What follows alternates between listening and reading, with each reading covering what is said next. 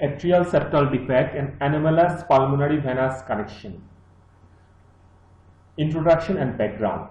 ASD can remain undiagnosed until adulthood. ASD types include secondum ASD. 80% of ASDs located in the region of the fossa ovalis and its surrounding. Primum ASD 15%. Synonyms: partial AV septal defect, partial atrioventricular septal defect, or atrioventricular septal defect AVSD with communication on the atrial level only. Partial AV canal located near the cracks. AV valves are typically malformed, resulting in various degrees of regurgitation. Superior sinus venosus defect. Superior sinus venosus defect 5% case located near the superior vena cava M3 associated with partial or complete connection of right pulmonary veins to SVC or right atrium. Partial or complete connection of right pulmonary veins to SVC or right atrium. Inferior sinus venosus defect less than 1% located near the inferior vena cava IVC M3. Less than 1%. Unroofed coronary sinus, less than 1%. Separation from the left atrium can be partially or completely missing. Associated lesions include anomalous pulmonary venous connection, persistent left superior vena cava, pulmonary valve stenosis, and mitral valve prolapse. Interatrial defects are the most frequently associated defects in Epstein anomaly. Treatment decisions are more complex in the latter combination. The present section deals with isolated ASD. The shunt volume depends on RV-LV compliance, defect size, and LA-RA pressure. A simple ASD results in left to right shunt because of the higher compliance of the RV compared with the LV. Relevant shunt in general with defect size more than 10 mm. Relevant shunt in general with defect size 10 or more than 10 mm and causes RV volume overload and pulmonary overcirculation. Reduction in LV compliance or any condition with elevation of LA pressure, hypertension, ischemic heart disease, cardiomyopathy, aortic and mitral valve disease increases left to right shunt. As a consequence, an ASD may become hemodynamically more important with age. Reduced RV compliance, pulmonary stenosis, pulmonary arterial hypertension, and other RV disease or tricuspid valve disease may decrease left to right shunt or eventually cause shunt reversal, resulting in cyanosis. Now, clinical presentation and natural history. Patients frequently remain asymptomatic until adulthood. However, the majority develop symptoms beyond the fourth decade.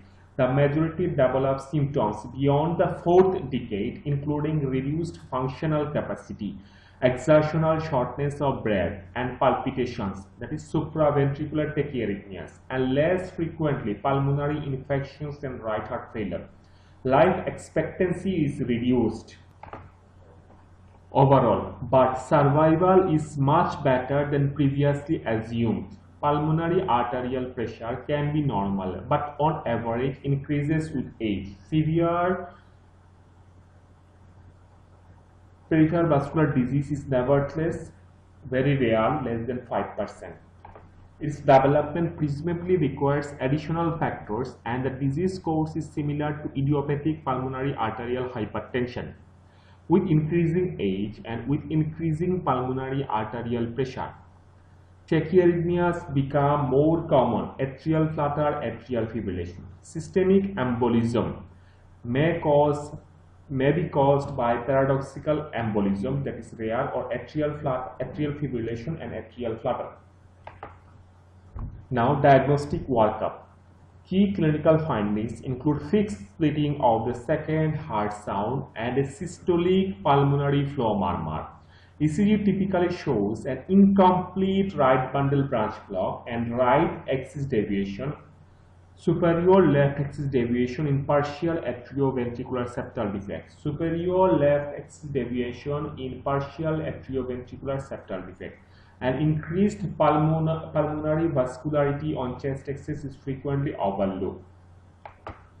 Now, echocardiography is the first-line diagnostic technique providing diagnosis and quantification RV volume overload, which may be the first unexpected finding in a patient with previously undiagnosed SD, and is the key finding and best characterizes the hemodynamic relevance of the defect, preferably to the shunt ratio.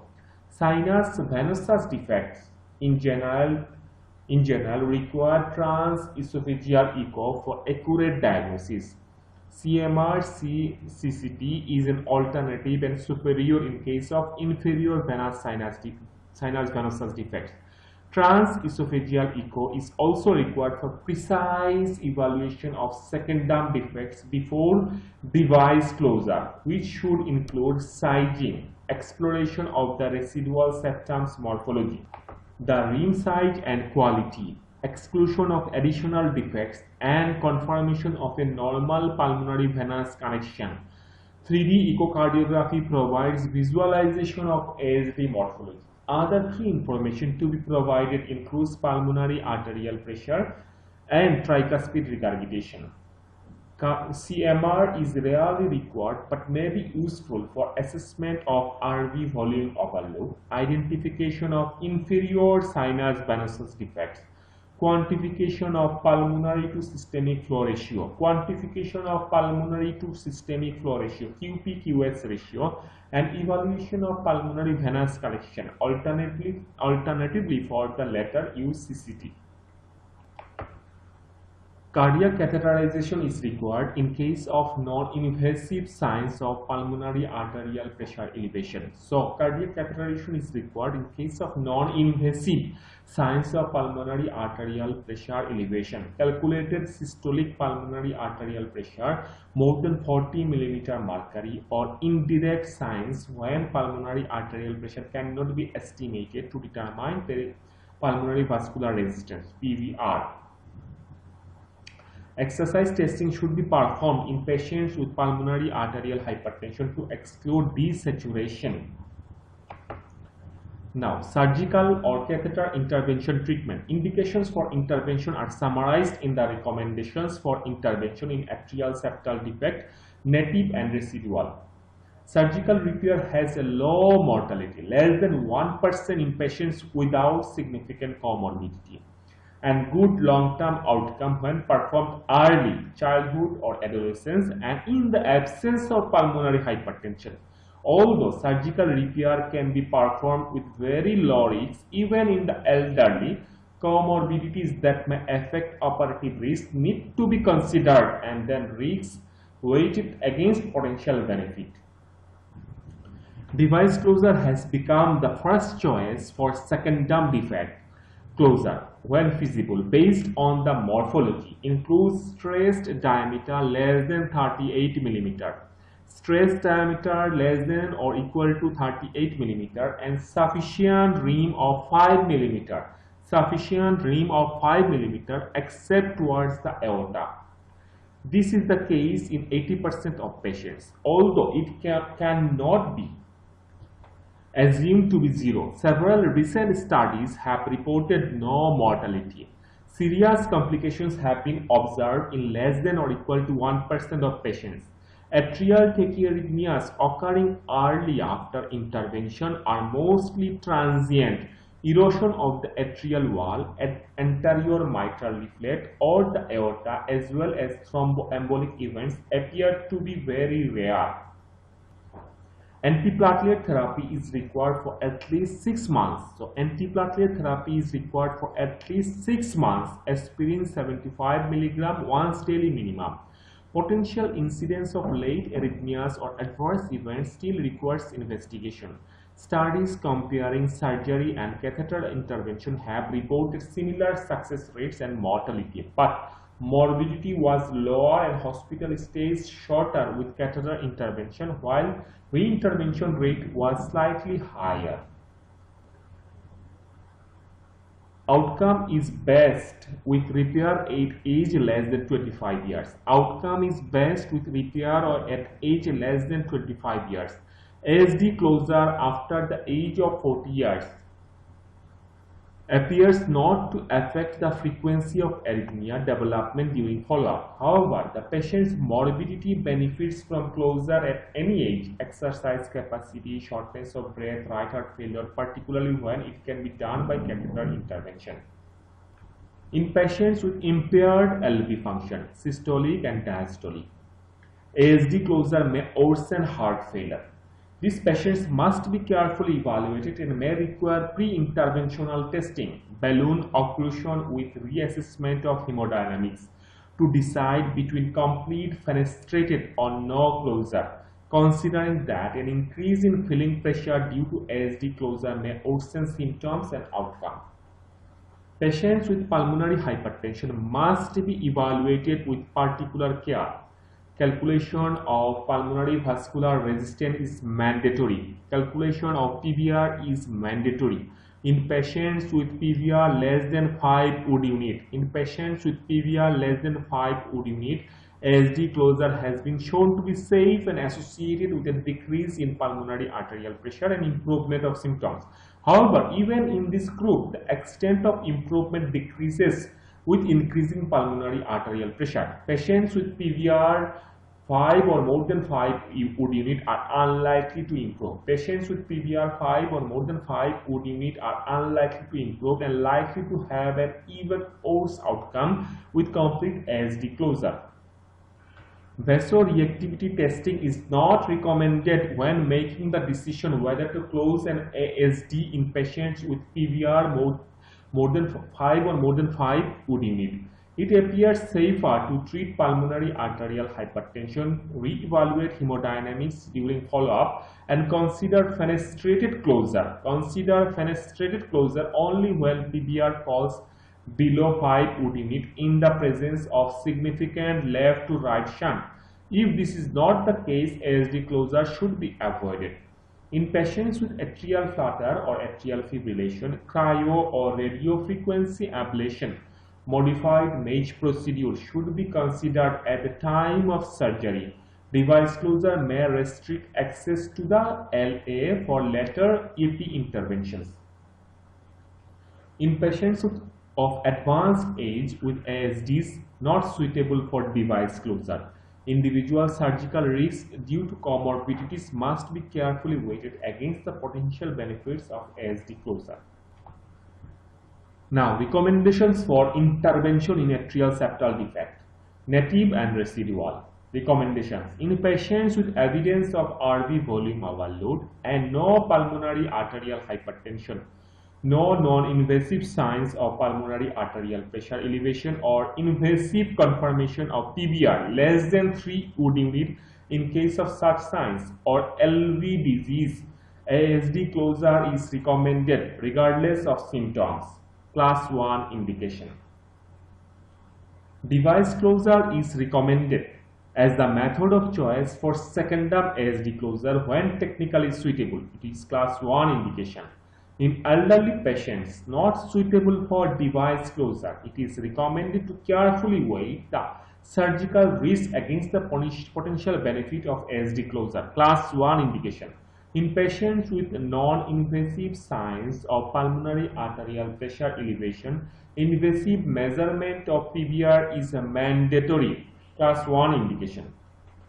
In patients with LV disease, it is recommended to perform balloon testing and carefully weigh the benefit of eliminating left to right shunt against the potential negative impact of ASD closure on outcome due to an increase in filling pressure, taking closure, fenestrated closure, and no closure into consideration. Class 1 indication. In patients with suspicion of paradoxical embolism, exclusion of other causes, ASD closure should be considered regardless of size, providing there is absence of pulmonary arterial hypertension and LV disease. Class 2A indication. In patients with PVR 3 to 5 wood unit, ASD closure should be considered When significant left to right shunt is present, QP-QS ratio more than 1.5. When QP-QS ratio is more than 1.5, it is class 2A indication. In patients with PVR 5 or more than 5 would unit. In patients with PVR 3 to 5 would unit, ASD closure should be considered when significant left to right shunt is present. QP-QS ratio more than 1.5, 2A indication. In patients with PVR 5 or more than 5 would unit, fenestrated ASD closure may be considered when PVR falls below 5 would unit after targeted pulmonary arterial hypertension treatment and significant left to right shunt is present when QP-QS ratio is more than 1.5. It is class 2B indication. ASD closure is not recommended in patients with Eisenmenger physiology, patients with pulmonary arterial hypertension and PVR more than 5 would unit despite targeted pulmonary arterial hypertension treatment or desaturation or exercise. The class 3 recommendation. Here the D says there are limited data available for a precise cutoff, but by clinical experience this would be given by a fall of arterial oxygen saturation less than 90%. Now this management of atrial septal defect. First consideration is RV volume overload.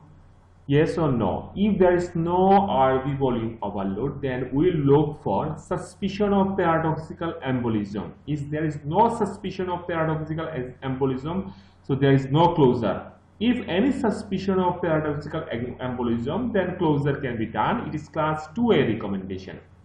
If there is RV volume overload, then we will consider about the pulmonary arterial hypertension.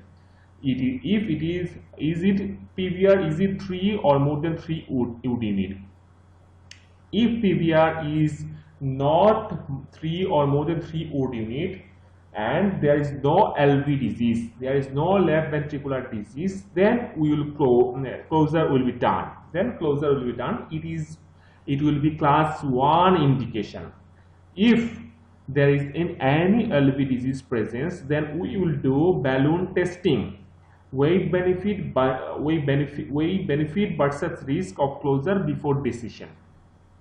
If would unit is more than 3, if PVR is more than 3 or 3 would unit, then we will decide that if PVR is less than 5 would unit and QP-QS ratio is more than 1.5, then we can close. It will be class 2A indication. If PVR is not less than 5 would unit and QP-QS ratio is not more than 1.5 unit, then PVR falls below 5 would unit after pulmonary arterial hypertension treatment and QP-QS ratio is more than 1.5. If PVR falls below 5 would unit, then we can consider fenestrated closure, which is class 2B indication. If PVR does not falls below 5 would unit, then no closure. It is class 3 recommendation. Now specific aspects of isolated anomalous pulmonary venous connections. Anomalous pulmonary venous connections do not only occur in association with ASD, typically in sinus venous defects, but can also be isolated. This results in volume overload of the right heart with a physiological effect similar to that of an ASD, but when isolated differs in that there is no potential for right to left shunting and the magnitude of the left to right shunt is not exaggerated by the development of acquired left heart disease. Most common is the connection of the right upper pulmonary vein to the superior vena cava. Other abnormal connections include right pulmonary veins to the inferior vena cava, scimitar vein, which may be associated with sequestration of the right lower lobe, left upper pulmonary vein to the left innominate vein, and right upper pulmonary vein connecting high on the superior vena cava.